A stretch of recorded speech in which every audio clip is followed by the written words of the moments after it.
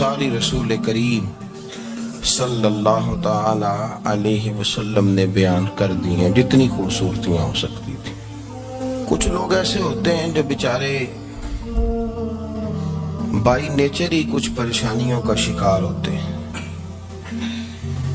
اور قرآن مجید نے جو ارشاد فرمایا نا کہ کچھ لوگ نفس کی خواہش کو اپنا خدا بنا لیتے ہیں، تو وہ بلا وجہ بھی بہت ساری باتیں کرتے ہیں جن کا کوئی وجود نہیں ہوتا۔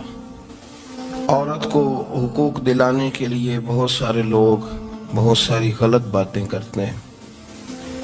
جو لوگ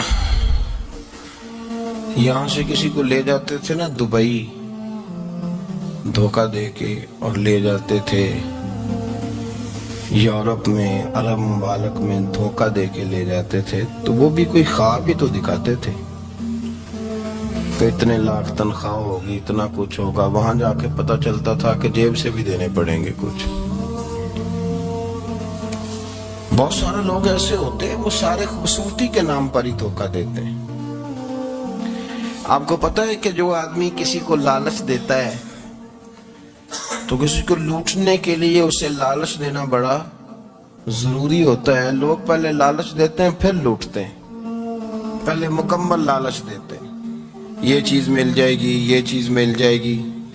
لوگ مکمل لالچ دیتے ہیں، اس کے بعد پھر لوٹتے ہیں۔ اور اگر لالچ نہ دیں تو کوئی آدمی قابو آئے گا؟ لوگ لوٹتے ہیں لالچ دے کر۔ اچھا، اب وہ جو جس کو لالچ دیا جا رہا ہوتا ہے وہ کہہ رہا ہوتا ہے کہ نہیں نہیں تمہیں نہیں پتا، وہ اس وقت ماننے کو تیار نہیں ہوتا۔ وہ کہتا ہے اتنی خوبصورت باتیں کر رہا ہے، اتنی اچھے پیغام دے رہا ہے، تم میرے دشمن ہو، تم مجھے منع کر رہے ہو۔ ہوش تب آتی ہے کہ جب سب کچھ لٹ جاتا ہے۔ عورت کو ویسے بھی قابو کرنا بڑا آسان ہوتا ہے۔ اعلیٰ حضرت بریلوی رحمۃ اللہ علیہ فرماتے ہیں بیٹیاں نازک شیشیاں ہوتی ہیں، ان کو تو ذرا سی چوٹ لگے تو ٹوٹ جاتی ہیں۔ دیکھیں کتنا بڑا جملہ کہا بریلی کے امام، نازک شیشیاں، ذرا کوئی آدمی گمراہ کرتا ہے، ذرا خراب کرتا ہے۔ اب دیکھیں نا، یہ جو بچیوں کو بچے مس گائیڈ کرتے ہیں، انہیں بڑے بڑے خواب دکھاتے ہیں، وہ بیچاری ماں باپ کو چھوڑ کے، بہن بھائی کو چھوڑ کے اس کے ساتھ شادی کرتی ہے، پھر جو اس کا بعد میں اشر ہوتا ہے، آپ ادلیاں نو سردار پین تکے تے شرما والیاں نو چوٹے ڈولیاں دے۔ پھر وہ بیچاری ماں باپ رکھتے نہیں، وہ ظلم کرتا ہے، تو کتنی بڑی تکلیف میں وہ بچی آ جاتی۔ نازک شیشی ہوتی ہے نا تو ٹوٹ جاتی۔ یہی حال اب جدید خواتین اور یہ جو کچھ اینکر پرسن ہیں، یہ اصل میں نا یہ آپ کو سیاست سکھاتے ہیں، لیکن یہ مادر پیدر آزاد لوگ ہیں، بالکل آزاد۔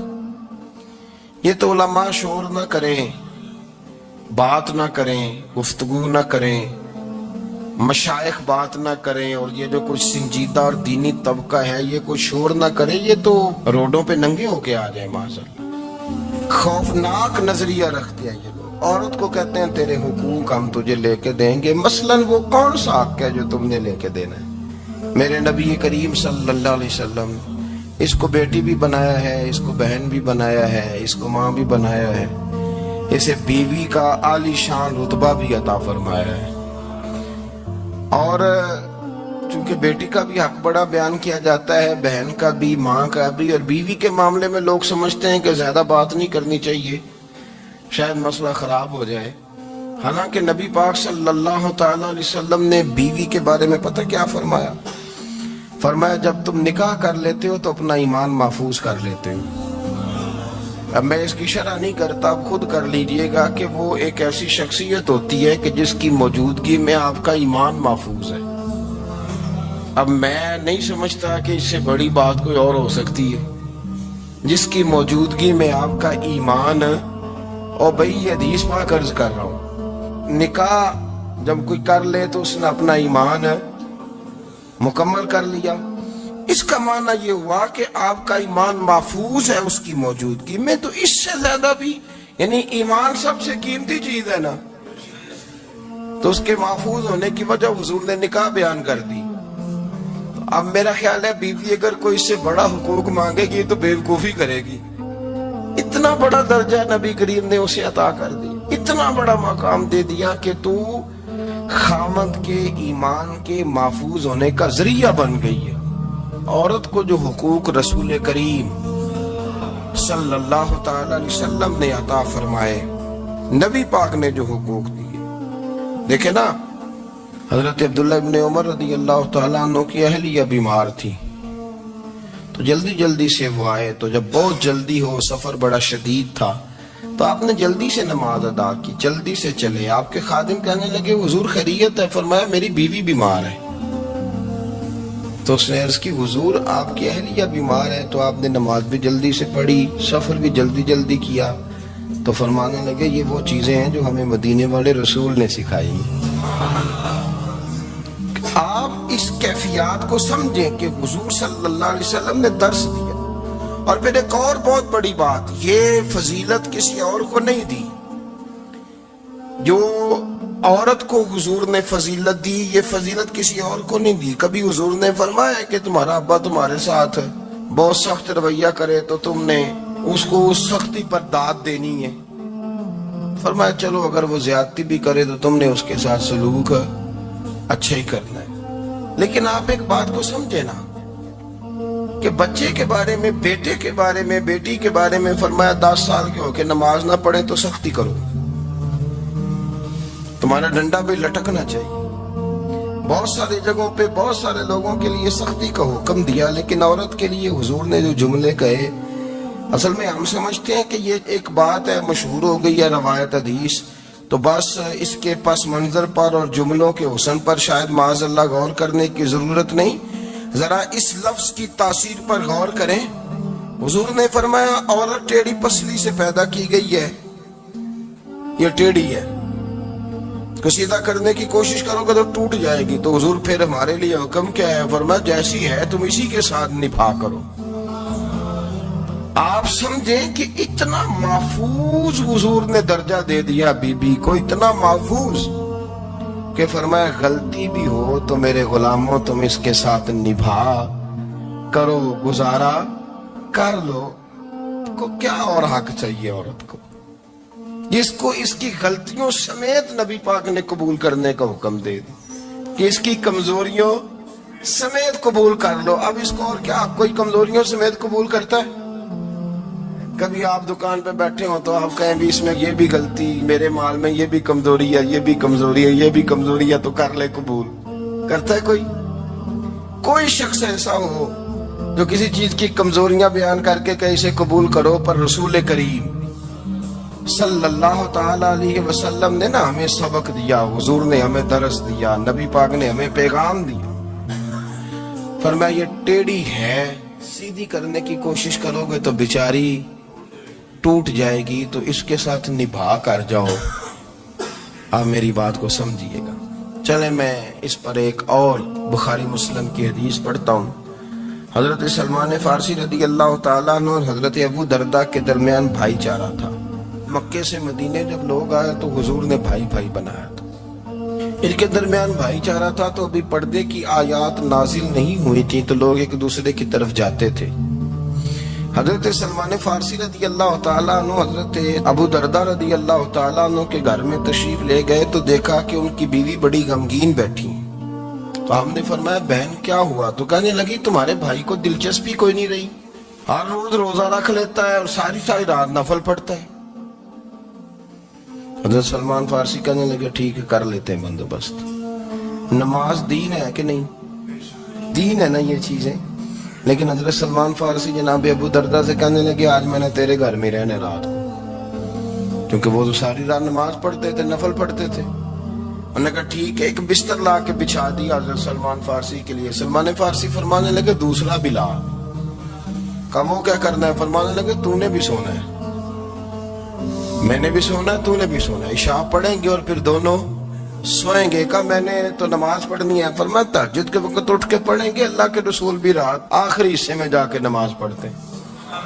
ادھر ساتھ سنا لیا. وہ تھوڑی کو دیر سوئے, اب عادت تھی ساری رات اٹھنے کی, ذرا اٹھنے لگے بستر سے, تو حضرت سلمان فارسی فرمایا چپ کر کے سو جا، وہ بڑی رات پڑی ہوئی، چپ کر کے سو جا۔ وہ لیٹ گئے، پھر اٹھنے لگے تو فرمایا سو جا چپ کر کے، بڑا ٹائم ہے۔ سحری کے وقت اٹھے، نفل پڑھے، ان کا ارادہ تھا روزہ رکھنے کا، تو فرمانے لگے کل رکھا تھا نا نفلی روزہ، جی رکھا تھا، پرسوں بھی رکھا تھا، ترسوں بھی رکھا تھا، فرمایا آج نہیں رکھنا، آج میں تیرا مہمان ہوں، سارا دن کٹھے مل کے روٹیاں کھائیں گے، آج نہیں روزہ رکھنا، سلا دیا۔ اب حضرت ابو دردہ رضی اللہ تعالیٰ عنہ کہہ تو کچھ نہ سکے، پر کہنے لگے سلمان تم پتہ تم کیا کر رہے ہو، نہ تم نے مجھے رات اٹھ کے زیادہ نفل پڑھنے دیے، سویرے روزہ نہیں رکھنے دیا۔ تو حضرت سلمان فارسی کہنے لگے کوئی لمبی بات تو نہیں نا، چلتے ہیں نا ابھی فجر میں مسجد نبی میں، تو نبی پاک کو بتاتے ہیں، سرکار دو عالم علیہ السلام کی خدمت میں تو اپنی بات کرنا، میں اپنی کروں گا، حضور نتیجے کا اعلان فرما دیں گے، بات طے ہو جائے گی۔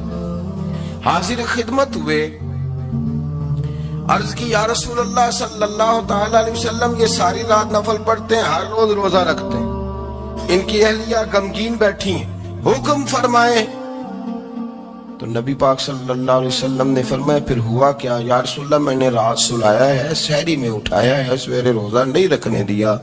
نبی پاک نے فرمایا سلمان فارسی نے ٹھیک کیا، سلمان فارسی نے ٹھیک کیا۔ پھر حضور نے فرمایا، نبی کریم نے فرمایا ابو دردہ تیرے اوپر اگر اللہ کا حق ہے، اس کے رسول کا حق ہے، دین کا حق ہے، تو فرمایا تیری آنکھ کا بھی تیرے اوپر حق ہے، تیرے وجود کا بھی تیرے اوپر حق ہے۔ یہ حضور نے فرمایا تیرے بچوں کا بھی تیرے اوپر حق ہے، تیری بیوی کا بھی تیرے اوپر حق، اس حق کو بھی سمجھے۔ حقوق اللہ بھی ہیں، پر تیری آنکھ کا بھی تیرے اوپر، کیا مانا کہ تیری آنکھ سونا چاہتی ہے تو اسے سلا بھی، تیرے وجود کا بھی تیرے اوپر حق، تو تیرا وجود آرام کرنا چاہتا ہے تو اسے آرام بھی کرا۔ اور پھر وہاں نبی پاک صلی اللہ علیہ وسلم نے فرمایا میں تم سب سننا، یہ لفظ حدیث کے حضور نے اسی موقع پر فرمایا میں تم سب سے زیادہ اپنے رب کو جانتا ہوں اور میں تم سب سے بڑھ کر اپنے رب سے ڈرتا ہوں۔ حضور فرمانے لگے میں روزہ بھی رکھتا ہوں، افطار بھی کرتا ہوں، یعنی کبھی رکھتا ہوں اور کبھی نہیں رکھتا۔ فرمایا میں نفل بھی پڑھتا ہوں اور اپنی بیویوں کو وقت بھی دیتا ہوں۔ سرکار مسجد میں بھی آتے تھے، نواسوں کے ساتھ کھیلا بھی کرتے، ان کے ساتھ پیار بھی کرتے۔ تو اتنے بڑے حقوق حضور نے بیان فرمائے عورتوں کے کہ تمہاری بیوی کا بھی تمہارے اوپر۔ لو ایک حدیث بخاری کی اور یہاں بیان کر دیتا ہوں۔ ایک شخص نے آ کے عرض کی یا رسول اللہ صلی اللہ تعالی علیہ وسلم جہاد کے لیے تیاری ہو گئی ہے، صفیں بن رہی ہیں، مجاہدین کی تیاری ہے، تو میرا بھی نام لکھ دیا گیا ہے مجاہدوں کی لسٹ میں، لیکن یا رسول اللہ صلی اللہ تعالی علیہ وسلم میری بیوی نے حج کی تیاری کر لی ہے اور میرے دوستوں نے، صحابہ نے میرا نام مجاہدین کی لسٹ میں لکھ دیا ہے، تو میرے لیے کیا حکم ہے؟ یہ بخاری مسلم ہے۔ تو نبی پاک صلی اللہ تعالی علیہ وسلم نے فرمایا جہاد پہ کوئی اور چلا جائے گا تو بیوی کے ساتھ حج کرنے جا، اسے محرم کی ضرورت ہے، وہ تیرے بغیر کیسے جائے گی؟ مجاہدین کو تو اور مجاہد مل جائے گا، پر تو اپنی بیوی کے ساتھ جانا۔ نبی پاک صلی اللہ علیہ وسلم نے مرد کو محافظ بنایا ہے، عورت کو مرد کا قیدی نہیں بنایا، بلکہ عورت کو حفاظت عطا کی اور مرد کو اس کا محافظ بنایا۔ اب بچیاں آزاد ہونا چاہتی ہیں، اور آزادی بھی وہ والی کہ جو بنیادی طور پر آزادی نہیں، فحاشی ہے۔ میں نے بہت پہلے کہا ہے کہ اسلام بیٹیوں کو قیمتی سمجھتا ہے۔ جس بندے کے پاس 20 تولے سونا ہو وہ چوک میں لے کے نہیں آتا، وہ قیمتی چیز ہے، اس نے چھپا کے رکھی ہوتی ہے۔ تو جو نبی پاک صلی اللہ علیہ وسلم کا کلمہ پڑھنے والے بیویاں، اسلام انہیں قیمتی سمجھتا ہے، کہتا ہے کہ تم قیمتی ہو لہذا گھر کے اندر رہو، تم باہر نہ ہو۔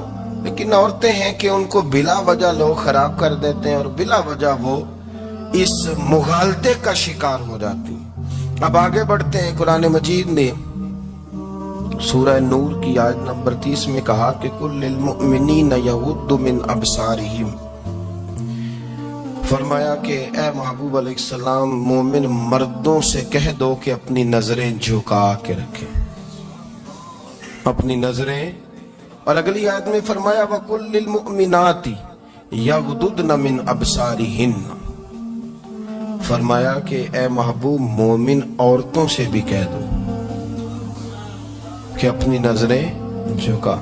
مرد بھی اپنی نظر جھکا کے رکھے گا عورت کی طرف، لیکن یہ ساری پابندی صرف مرد پر نہیں، عورت بھی غیر محرم کا چہرہ نہیں دیکھے گی، اس پر بھی اسی طرح نظر جھکانے کا حکم ہے جس طرح کہ وہ ہر دکاندار کو بھائی جان کہہ کے گفتگو کرنے کی اس کو بھی اجازت نہیں ہے کہ وہ سمجھے کہ پابندی تو مرد نے کرنی تھی، میں نے تھوڑی کرنی تھی.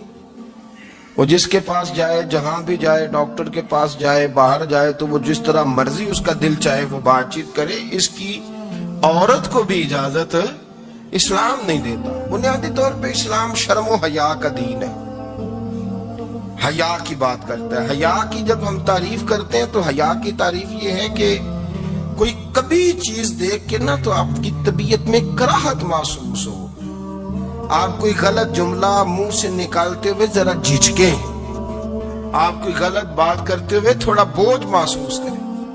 ہمارے ہاں تیزی سے فروغ پایا ہے بے حیائی. سنگیوں کی محفلیں، یاروں کی محفلیں، اس میں غلیظ گفتگو ہوتی ہے الا ماشاء. ان دوستوں کو بڑی پاک صاف گفتگو کرنی چاہیے. دوستی کا رشتہ بڑا مقدس رشتہ ہے. جو یہاں ایک دوسرے سے پیار کریں گے جنت میں بھی اکٹھے داخل کیے جائیں گے. شرط یہ ہے کہ پیار اللہ رسول کی رضا کے لیے ہو، لیکن اس کے اندر اگر آپ کی گفتگو کچی ہو، کمزور ہو، فحاشی والی ہو، عریانی والی ہو. ہمارے ہاں تو اب اس کو لوگ فیشن سمجھتے ہیں، اس کو مردانگی کی علامت سمجھتے ہیں کہ وہ جی ساری باتیں جی وہاں ہو گئی، اور جس کا جو جی چاہا اس نے کہا. آپ جب حیا کے دائرے میں ہوتے ہیں تو آپ خود بھی سکون محسوس کرتے ہیں. دیکھیں نا، آپ کو نیند سکون سے کہاں آتی ہے؟ جہاں کمرہ بند ہو، چاروں جانب دیوار ہے، اوپر چھت ہے، خالی دروازہ بھی کھلا ہوا ہو نا، تو جب بندہ سکون لینا چاہتا ہے تو کہتا ہے یار ذرا دروازہ ذرا بند کر دو. وہ اچھی طرح اپنے آپ کو چھپا لیتا ہے نا حیا کے پردے میں، تو اللہ اسے سکون عطا کرتا ہے. اور جو اس سے بھی زیادہ ٹھنڈی نیند میں جانا چاہتا ہے وہ کہتا ہے لائٹ بھی بند کر دو. اب وہ مکمل طور پہ سمجھتا ہے کہ میں چاروں جانب سے چھپ گیا ہوں، اگر میں کھول کے بھی سو جاؤں گا تو میرا چونکہ پردہ قائم ہے تو مجھے کوئی دشواری نہیں ہوگی. آپ جب چھپ جاتے ہیں، جب آپ حیا کے اندر سمٹ جاتے ہیں، جب آپ چادر کے اندر آ جاتے ہیں تو آپ بہت ساری جگہوں پہ آسانی محسوس کرتے ہیں. تو حیا تو آپ کو سکون دیتی ہے، حیا تو دل کو راحت دیتی ہے. میں بڑی ذمہ داری سے بات عرض کرتا ہوں، قرآن مجید نے نا ایک مقام پہ مذاق کو، ایک مزاح ہوتا ہے خوش طبی، وہ نہیں، مذاق اڑانا. قرآن پاک نے نا مذاق کو ایک جگہ پہ جاہلوں کا طریقہ بھی قرار دیا ہے. بنی اسرائیل کے لوگوں سے حضرت موسیٰ نے کہا کہ گائے ذبح کرو اور ایک ٹکڑا مقتول کو مارو، زندہ ہو کے خود بتا دے گا مجھے کس بندے نے قتل کیا. تو کہنے لگے آپ ہمارے ساتھ مذاق کر رہے ہیں. تو قرآن مجید کہتا ہے کہ حضرت سیدنا موسیٰ علیہ السلام فرمانے لگے اعوذ باللہ ان اکون من الجاہلین. فرمانے لگے میں اللہ کی پناہ مانگتا ہوں کہ میں جاہلوں میں سے ہو جاؤں. یہ مذاق کرنا تو جاہلوں کا طریقہ ہے. اگر آپ کی زبان سے بے حیائی کا جملہ نکل گیا، اگر آپ کی زبان سے بے حیائی کا جملہ نکل گیا، آپ نے کہہ دیا کہ ہم آزاد لوگ ہیں، جو مرضی کریں گے، جو مرضی کہیں گے، جو ہمارا دل میں آئے گا کریں گے، تو پھر تو لوگ آپ کا وہ حشر کریں گے کہ آپ سے برداشت ہی نہیں ہوگا. جس کا لوگ مذاق بنا لیتے ہیں اور جو مذاق بن جاتا ہے پھر اسے کچھ جینے دیتا ہے. آپ حیا کی چادر میں چھپیں گے تو بچیں گے. اگر آپ نے اپنا مذاق بنوا لیا یہ کہہ کے کہ میں نے مرضی کرنی ہے، پھر یاد رکھنا چھپنے کو جگہ نہیں ملے گی، پھر تکلیف میں آ جائیں گے، پھر بہت بڑی اذیت کا شکار ہو جائیں گے. شرم و حیا، عرب کے اندر جو کنواری لڑکیاں تھیں ان میں بڑی حیا ہوتی تھی. الحمدللہ میں بڑے فخر سے کہتا ہوں کہ میرے پنجاب کی، میرے پاکستان کی بیٹیاں بھی 20 دفعہ ان کا ابا کہے تیری شادی کرنی ہے تو وہ آنکھ نہیں اٹھا پاتی آج بھی. یہ تو وہ چند لوگ ہیں جو کہتے ہیں ہم ہائی کلاس ہو گئے، ہمیں نہیں پتا کہ وہ وہ روشن خیال ہو گئے ہیں کہ روغن خیال ہو گئے، پتہ نہیں کدھر چلے گئے. ورنہ ہماری بیٹیاں آج بھی جب ان سے ان کا باپ ان کی ماں بات کرتی ہے تیری شادی کی، تو وہ تو شرم کے ساتھ پچھلے سے پچھلے کمرے میں چھپتی ہیں. یہ اللہ نے فضل کیا ہوا ہے اس ملت پر. تو عرب کی لڑکی بڑی حیا والی ہوتی تھی، اس سے کوئی بات کرنی پڑتی تھی تو 20 دفعہ بات کی جاتی، پھر بھی وہ عورت چھپتی پھرتی تھی. حضرت عائشہ صدیقہ رضی اللہ تعالیٰ عنہ فرمانے لگی میرے نبی پاک صلی اللہ علیہ وسلم عرب کی کواری لڑکیوں سے بھی زیادہ حیا کرنے والے. قاضی اعجاز مالکی نے، شیخ عبدالحق محدث دہلوی نے، دیگر بزرگ جو سیرت نگار گزرے انہوں نے لکھا ہے کہ نبی پاک صلی اللہ علیہ وسلم کے اندر 100 مردوں سے زیادہ طاقت تھی. 100 مردوں سے زیادہ طاقت. اب جو بات کہنے لگا ہوں، جو نتیجہ دینے لگا ہوں، اس پر خاص توجہ آپ فرمائیں گے. ذرا فکری طور پر، نظریاتی طور پر ایک چیز کو سمجھیے. ہم سمجھتے ہیں کہ جوان لڑکا ہے جی جو مرضی کرے، عمر ہے جی. آپ ذرا بات پر غور کیجئے گا کہ حضور صلی اللہ علیہ وسلم میں طاقت 100 مردوں سے زیادہ ہے اور حیا کواری لڑکیوں سے بھی زیادہ ہے. ذرا اس بات کا تقابلی جائزہ کیجئے گا کہ طاقت 100 مرد سے زیادہ ہے لیکن حیا کواری لڑکی سے بھی زیادہ ہے. اس کا معنی یہ ہوا کہ جس ٹہنی کو پھل زیادہ لگ جاتے ہیں وہ جھکا کرتی. تو حیا تو حسن ہے، حیا تو آپ کو پاک صاف کرے گا، حیا تو آپ کو نرالا کرے گا، انوکھا کرے گا. وہ ہمارے ایک دانشور ہے، انہوں نے مضمون لکھا، کئی باتیں بڑی پسند آتی ہیں. وہ کہتے ہیں کہ میری اہلیہ، ان کو بھی کسی نے مس گائیڈ کر دیا تھا، حالانکہ اچھی خاتون ہے، کسی نے مس گائیڈ کر دیا. تو وہ بھی سماجی اور ویلفیئر اور یہ خواتین کو شوق ہوتا نا بننے کا، تو وہ بھی سماج کے اندر اچھا مقام تلاش کرنے کے موڈ میں آ گئی. تو کئی ایک دن جانا تھا تو بڑی بن سنور کے میرے ساتھ وہ گاڑی میں بیٹھ گئی. تو میں گاڑی میں، عورتوں کو یہ بھی مسئلہ ہوتا ہے نا کہ ہماری تعریف کرو، تو کئی دفعہ بعض مردوں بیچاروں کو جھوٹ بولنا پڑتا ہے تو زبردستی کراتی ہے نا جی.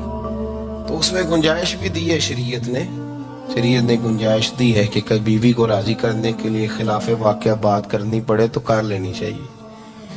تو وہ کراتی بھی ہیں. 3 موقع پر خلاف واقعہ بات کرنے کی اجازت ہے.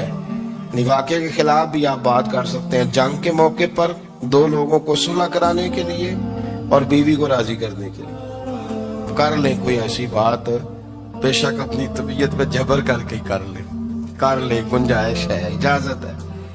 تو وہ کہتے ہیں جب وہ گاڑی میں میرے ساتھ بیٹھی بن سنور کے، تو وہ تقاضا کرنے لگی کہ میں نے بڑے اچھے کپڑے پہنے ہیں پر آپ نے توجہ نہیں کرائی. تو سیانا بندہ تھا، وہ چاہ رہا تھا کہ میری خاتون سمجھ جائے.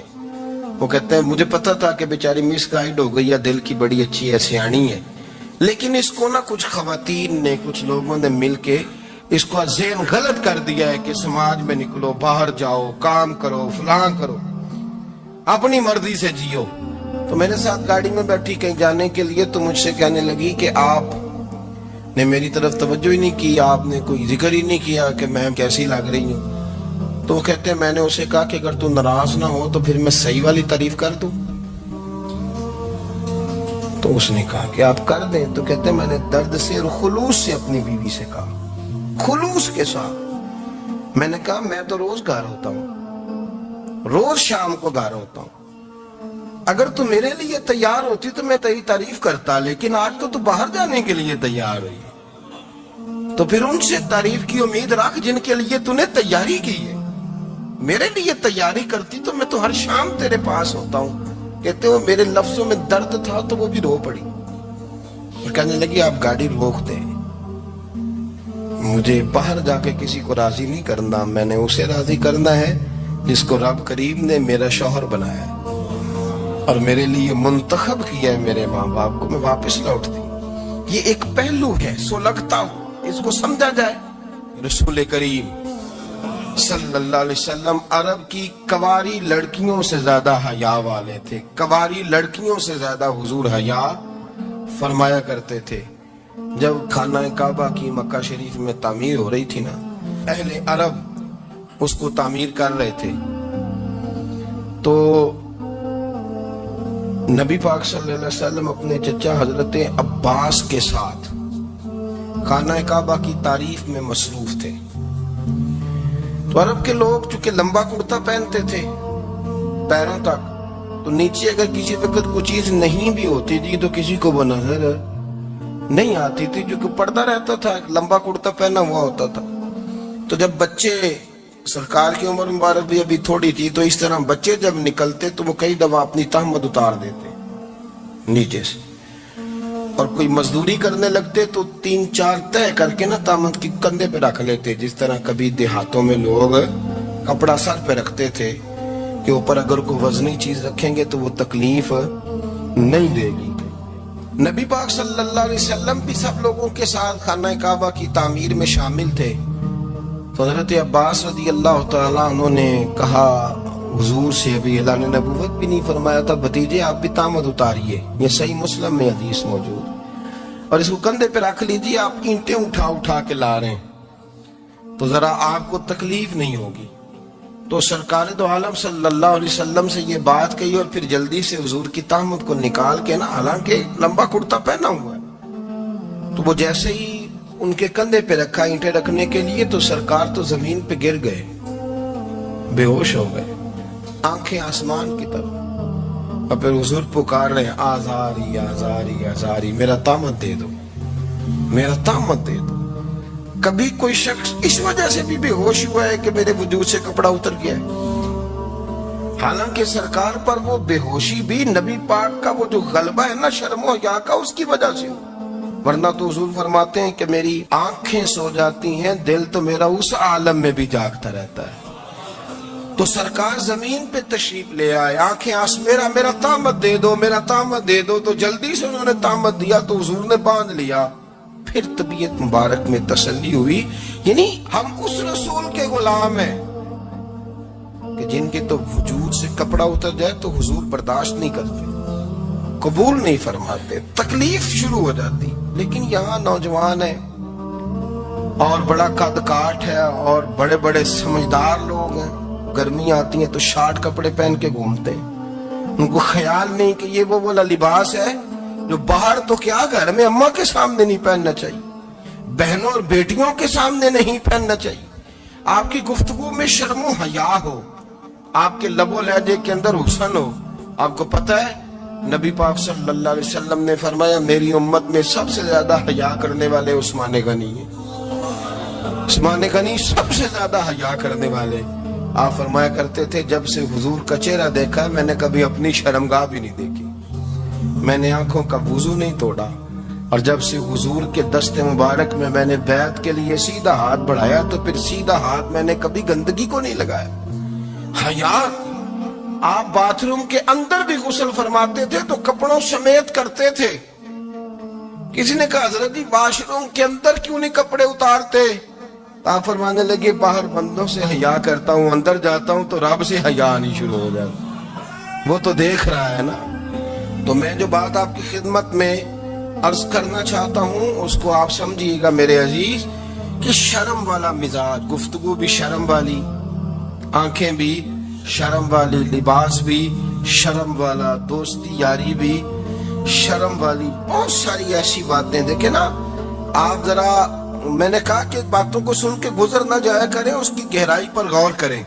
حضور علم کا سمندر ہے، سرکار سے زیادہ علم دنیا میں کسی کے پاس موجود نہیں ہے، اور صحابہ کو موقع ملا ہوا اس سمندر سے فیض لینے کا، لیکن ان کی حالت یہ ہے کہ حضرت علی المرتضیٰ فرماتے ہیں 14 دن گزر جاتے، حضور سے کوئی سوال پوچھنا ہوتا تھا پر میں شرم کے بارے نہیں پوچھ پاتا تھا۔ 14 دن بخاری شریف میں موجود ہے۔ ایک دن نبی پاک صلی اللہ علیہ وسلم نے پوچھا صحابہ سے کہ وہ کون سا درخت ہے جس کے پتے نہیں گرتے، اور وہ درخت اس طرح ہے جس طرح مومن ہوتا ہے، وہ درخت میرے مومن کی طرح، بتاؤ۔ حضرت عبداللہ ابن عمر فرماتے مجھے پتا تھا کہ وہ کھجور کا درخت ہے، لیکن چونکہ ابو بکر صدیق بھی بیٹھے ہیں عمر فاروق بھی بیٹھے، مولا علی بھی بیٹھے، عثمان غنی بھی بیٹھے، اتنے اتنے جید لوگ بیٹھے، تو مجھے حیا آتی تھی کہ میں کیوں جواب دوں۔ کہتے ہیں سرکار نے کئی دفعہ پوچھا، لوگوں نے کئی اور درخت بتائے، پر فرمایا تمہارا جواب درست نہیں ہے۔ آپ حیا کے اس پہلو پر غور کریں کہ سوال کا جواب آتا ہے، سوال کا جواب، یعنی مجھے سوال کا جواب آتا ہو پھر میں دوں نہ، مجھے بدعزمی نہ ہو جائے گی؟ یہ کیسے ممکن ہے کہ میری رات گزر جائے، مجھے پتا بھی تھا میں نے بتایا نہیں؟ بہت سارے لوگ آ کے بہت ساری باتیں بتاتے ہیں، بہت ساری باتیں وہ سمجھاتے ہیں، تو ہم غور سے ان کا چہرہ دیکھنے لگ جاتے ہیں، کہتے ہیں یار اس کا تو دعویٰ تھا کہ میں سمجھ نہیں آتا ہوں، تو یہ تو ہمیں سمجھا رہا ہے، چلو الحمدللہ ہم سمجھنے کو تیار ہیں۔ لیکن میرے عزیز، پتہ بھی ہے جواب کا، علم بھی ہے، لیکن فرماتے ہیں میری حیا نے مجھے اجازت نہ دی کہ میں جواب دوں۔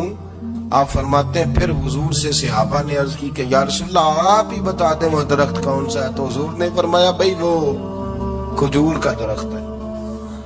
تو آپ فرماتے ہیں میں دل ہی دل میں کہہ رہا تھا کہ الحمدللہ میرا جواب درست ہے، حالانکہ میں نے جواب دیا ہی نہیں۔ تو لفظوں میں حیا، جملوں میں حیا، آنکھوں میں حیا، اٹھنے میں حیا، بیٹھنے میں حیا، چلنے میں حیا ایک خوبصورت حسن ہے، اور نبی پاک صلی اللہ علیہ وسلم نے فرمایا جب تو بے حیا ہو جائے نا پھر تو آزاد ہے، پھر تو جو مرضی کا، پھر تو جو، اس لیے بزرگ جب کسی کو بے حیا کہتے تھے نا، اللہ اکبر، اور جب کسی کو کہتے تھے نا یہ بے حیا ہے تو لوگ سمجھتے تھے کہ کوئی ہلکی سی بات کر دی، لیکن ان کا معنی یہ ہوتا تھا کہ بس بھئی اب اس کے ساتھ کوئی کلام کرنے کی ضرورت ہے، اس کو اب اصلاح کی ضرورت نہیں، یہ بے حیا ہے۔ کیا معنی؟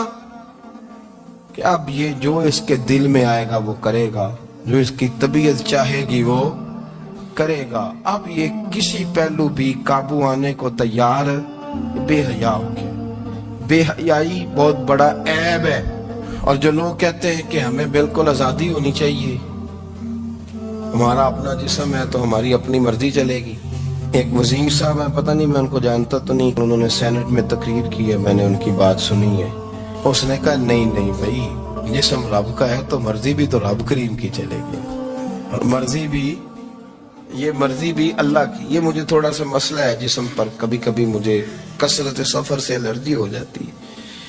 میرے ساتھ لوگ نا دل سے پیار کرتے ہیں، شاید ہی کوئی اچھا ڈاکٹر ہو جس تک میرے سنگی مجھے لے کے نہ گئے ہوں، پر جسم اللہ کا ہے نا، مرضی بھی جب وہ چاہے گا صحت دے گا۔ کیوں کچے کاموں میں لوگ پڑ گئے، کیوں غلط لوگ سوچ میں پڑ جاتے ہیں، یہ اسی کا ہے، اور جب وہ چاہے گا، آپ اس بات کو اچھے طریقے سے سمجھ لیں کہ جو اپنی مرضی چوکوں چوراہوں میں کر رہے ہوتے ہیں نا، جو مرضی گند مند، وہ جانور ہوتے ہیں، وہ جانور ہوتے ہیں جو نہ چونک دیکھتے ہیں، نہ گلی دیکھتے ہیں، نہ انہیں پتہ ہوتا ہے کہ جگہ کون سی ہے۔ وہ انسان، میں نے کہہ دیا جو میں نے کہنا تھا، میں نے کہہ دیا، وہ جانور ہوتے ہیں۔ اور جو کچھ انسان ہوتے ہیں نا، ان کے اندر کچھ نہ کچھ پھر شرم حیا بھی ہوتی ہے، وہ چوکوں چوراہوں میں وہ حرکتیں اور وہ کام نہیں کرتے جو جانور کرتے ہیں۔ ان کے لیے بڑے پردے ہوتے ہیں، ان کے لیے بڑی باتیں ہوتی ہیں، ان کے لیے بڑا کچھ ہوتا ہے۔ جو بالکل آزاد ہو جائے، کوئی پتہ نہ ہو کس وقت کیا کہنا ہے کیا کرنا ہے، تو پھر وہ دائرہ انسانیت سے خارج ہو جاتا ہے۔ ہم آپ کو کیا دعوت دیں؟